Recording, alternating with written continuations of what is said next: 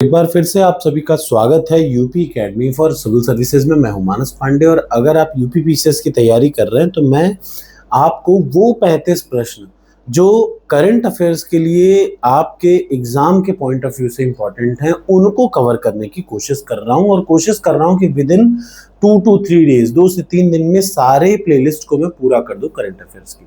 तो इसी सीक्वेंस में आज हम लोग पढ़ेंगे योजना और योजना के साथ कुछ मिशन इंपॉर्टेंट जो गवर्नमेंट ऑफ इंडिया के हाल में जो चर्चा में थे। तो सबसे पहला है, बिना समय बर्बाद किए मैं बता दूं कि इसकी पीडीएफ आपको मिलेगी टेलीग्राम चैनल से जिसका नाम भी है UP academy for civil services. और जब आप करंट अफेयर्स पढ़ लें तो टॉपर्स कोड पर जाएं, 200 प्रश्न हर महीने के करंट अफेयर्स के हैं, उनको अटेम्प्ट करें। तो सबसे पहला प्रश्न यहाँ पे ये है, ये क्या है? एटालिन जल विद्युत परियोजना। एटालिन जल विद्युत परियोजना कहाँ पे है? तो याद रखिए, अरुणाचल प्रदेश की दिबांग घाटी में 3087 मेगावाट की एक जल विद्युत परियोजना है जिसका नाम क्या है? एटालिन।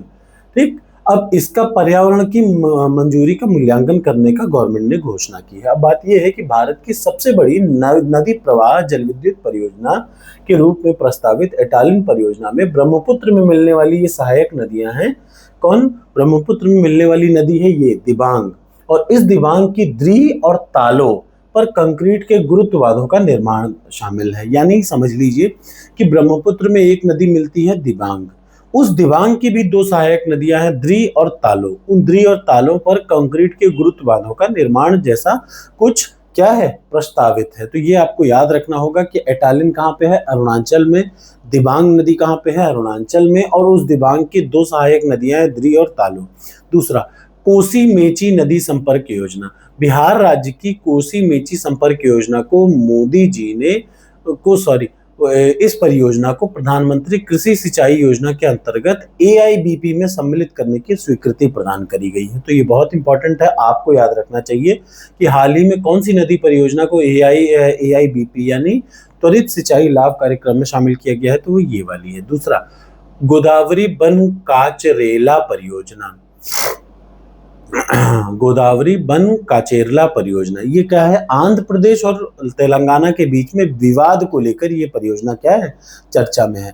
पिछले शुरुआत की वीडियो में नेशनल करंट अफेयर्स में मैंने आपको कुछ विवाद बताए थे कि कुछ नदियों के बीच में, दो राज्यों के बीच विवाद होते हैं, वो कौन कौन से हैं? तो ये उनमें से एक है बैरारी सैरांग परियोजना। ये क्या है? मिजोरम में होटोंकी से सैरांग तक की रेलवे लाइन को परिवहन को मंजूरी दी गई। सबसे इंपॉर्टेंट है, क्यों? क्योंकि अभी मिजोरम में ये पहली बार ऐसा हो रहा है कि वहां तक क्या जा रही है? वहां तक रेलवे जा रही है शायद। इस वजह से बैराबी सैरांग परियोजना क्या है? रेलवे लाइन को बिछाने की परियोजना है ये। ठीक है, अब आपको कुछ याद होना चाहिए कि बैराबी सैरांग रेल परियोजना क्या है? 4 खंडों में विभाजित किया गया है। बैराबी होटोरकी कामनपुरी मुआलगंज। और ये इतना नहीं आएगा, बस इतना याद रखिए कि मिजोरम में पहली बार ये क्या है? औपचारिक नेटवर्क से जुड़ रहा है। अगला, मथुरा वृंदावन रेलवे परियोजना। हाल ही में रेल मंत्रालय ने इस परियोजना को स्थायी रूप से बंद करने का निर्णय लिया है। ठीक है, इस परियोजना को अलाभकारी माना जा रहा है, अतः इसको बंद कर दिया गया। ठीक, इसका उद्देश्य बेहतरी था क्या कि मथुरा और वृंदावन के बीच में रेल संपर्क को बेहतर करना, लेकिन वहां पे इसको सक्सेसफुल के तौर पर नहीं देखा जा रहा है। ताप्ती बेसिन मेगा रिचार्ज परियोजना। मध्य प्रदेश और महाराष्ट्र सरकारों ने ताप्ती बेसिन मेगा रिचार्ज को संयुक्त रूप से क्रियान्वित करने के लिए समझौते पत्र पर हस्ताक्षर किया, याद रखिएगा। अब ये क्या है? ये परियोजना की खास बात यह है कि यह सबसे बड़ी, दुनिया की सबसे बड़ी भू पुनर्भरण परियोजना बताई जा रही है। ठीक है, अगला, coming to the next one, Dirang geothermal परियोजना।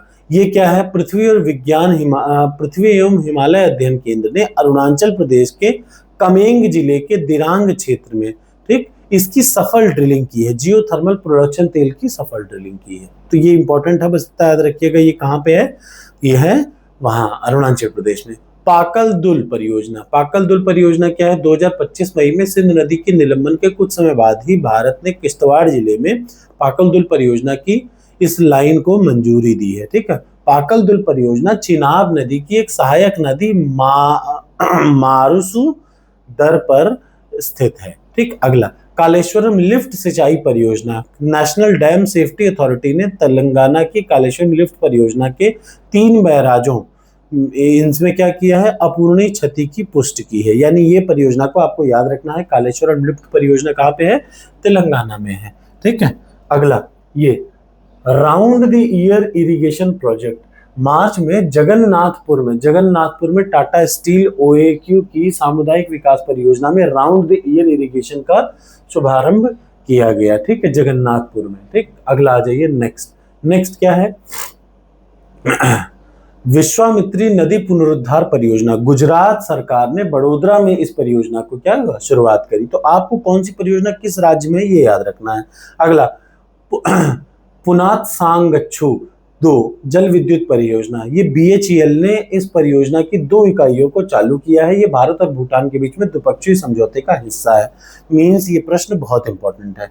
1200 मेगावाट पहले स्टेज में और 1020 मेगावाट दूसरे स्टेज में, याद रखिएगा, ये बहुत इंपॉर्टेंट है। यह परियोजना पुनात सांगच्छू नदी पर विकसित की जा रही है। संकोश नदी के नाम से भी जाना जाता है। जो संकोश मानस और संकोश नदी है, ये उसके नाम से भी संकोश नदी को जाना जाता है। अपर कर्णाली जल विद्युत परियोजना, इरेडा ने इस परियोजना के लिए अलग अलग ई से JVN और GMR एनर्जी लिमिटेड और नेपाल के साथ संयुक्त समझौते पर किया है। याद रखिएगा, ये अपर कर्णाली कहाँ पे है, नेपाल में कर्णाली नदी पर स्थित किया गया है, बनाया जा रहा है। ये भारत, नेपाल और बांग्लादेश को 25 वर्षों की अवधि के लिए बिजली की आपूर्ति प्रोवाइड करेगा। केन बेतवा नदी जोड़ो परियोजना, मोदी जी ने मध्य प्रदेश के खजुराहो में इस परियोजना की आधारशिला रखी। तो ये भी बहुत इंपॉर्टेंट है, आपको याद रखना चाहिए। अगला कावेरी दक्षिण वेल्लार लिंक परियोजना, सर्वोच्च न्यायालय में तमिलनाडु में एक निर्माणाधीन दक्षिणी कावेरी दक्षिण वेल्लार परियोजना से संबंधित याचिका को क्या कर दिया, खाली कर दिया। ठीक, तमिलनाडु नदी में है। अगला तमिलनाडु में है मालवा नहर परियोजना, जिसको मालवा कैनाल प्रोजेक्ट के नाम से जाना जाता है, पंजाब में एक सिंचाई परियोजना। अब इससे आप कंफ्यूज मत करिएगा कि ये कहाँ MP का है, नहीं, याद रखिएगा, मालवा नहर परियोजना पंजाब में एक सिंचाई परियोजना है, लेकिन इससे संबंधित राज्य है पंजाब और राजस्थान। अब जल्दी से ये भी देख लेते हैं कि गवर्नमेंट के इंपॉर्टेंट मिशन क्या है। स्मार्ट सिटी मिशन के 10 साल पूरे हो गए। 25 जून 2025 को स्मार्ट सिटी मिशन के कार्यान्वयन के 10 साल पूरे हो गए। 2015 के ही 10 जून को इसे लॉन्च किया गया था। ठीक है, ये सबसे ज्यादा सर्वाधिक शहर जो है वो उत्तर प्रदेश के हैं, दूसरे नंबर पे तमिलनाडु है, इसलिए ये ज्यादा इंपॉर्टेंट है। ठीक, ये प्रश्न के इस पार्ट को जरूर याद रखिएगा। स्मार्ट सिटीज मिशन के बारे में मैं आपको थोड़ा बहुत बता चुका। अब अगला देख लीजिए, यहाँ पे नेक्स्ट चीज है national critical mineral mission. Modi ji की अध्यक्षता में नेशनल क्रिटिकल मिशन के शुभारंभ को मंजूरी दी गई। निर्मला सीतारमण ने 23 जुलाई 2024 को 2024-25 के बजट में इसकी स्थापना की घोषणा करी थी। ठीक है, तो जनवरी 2025 में बना दिया गया। तो वो है जो बहुत सारे हैं, जैसे लेंथनाइट, एक्टिनाइट सीरीज आपने कभी पढ़ी होगी, तो क्रिटिकल मिनरल है, ये उनका वो है। दलहन आत्मनिर्भरता मिशन, 1 फरवरी 2025 को बजट में वित्त मंत्री जी ने दालों के उत्पादन को बढ़ाने के लिए इस मिशन की घोषणा की, याद रखिएगा। और इस मिशन का काम क्या है, 2029 तक देश में दालों की मांग को पूरा करने के लिए आयात की निर्भरता को समाप्त करना। अभी भारत आयात करता है कुछ दालों को, वो खत्म करना। कपास उत्पादकता मिशन 25-26 में इस मिशन की भी शुरुआत की गई। इसके लिए 500 करोड़ का बजट दिया गया और 5 साल का समय इस पे लगाया गया है। ज्ञान भारतम मिशन 2025-26 के बजट में ही भारत के प्राचीन ज्ञान को संरक्षित करने के लिए ज्ञान भारतम मिशन की शुरुआत हुई। इसका मतलब है क्या, जितने भी शैक्षणिक संस्थान पर संग्रहालय पुस्तकालय में भारत की पांडुलिपि विरासत का सर्वेक्षण और संरक्षण करना है। ठीक, भारत की पांडुलिपियों के लिए मिशन है। राष्ट्रीय उच्च उपज बीज मिशन 2025-26 में वित्त मंत्री जी ने राष्ट्रीय उच्च उपज बीज मिशन की घोषणा की, जिसके तहत 100 करोड़ रुपए आवंटित किए गए हैं। ये भी आपको याद रखना है। तो ये है प्रमुख मिशन और परियोजना। आशा है आपको ये वीडियो अच्छी लगी होगी। अब अगली वीडियो में हम लोग पढ़ेंगे साइंस एंड टेक्नोलॉजी के बारे में कि कौन कौन से नए काम किए गए हैं। Thank you so much.